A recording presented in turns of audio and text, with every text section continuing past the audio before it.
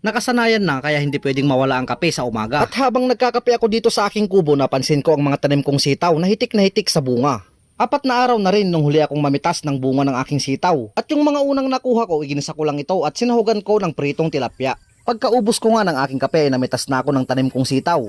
Dahil ito ang naisipan kong gulay na isahog sa iluluto kong sinigang na baboy, na pang-ulam naman namin ngayong tanghalian. Ilang bagyo na rin ang nagdaan, sa awa naman ng Diyos ay walang nasira ni isa sa aking mga tanim. Masasabi kong sulit na rin ang aking pagod sa paglilinis at pagtatanim dahil 3 beses ko na itong napag-anihan. Bukod doon ay kalakasan pa rin nitong mamunga. Ito na nga ang ginanda kapag may sarili kang tanim. Hindi mo na kailangang bumili at kahit papano ay malaking tipid din. Maliban doon ay masisigurado mo pang ito ay organiko, bagong pitas at sariwa. Kaunti lang din ang kukunin ko ngayon dahil panahog lamang naman. Tamang-tama dahil malambot na ang pinapakuluan kong karne. Ito po ang aming simpleng pagsasaluhan ngayong tanghalian. Maraming salamat po sa panonood mga bossing at madam. God bless.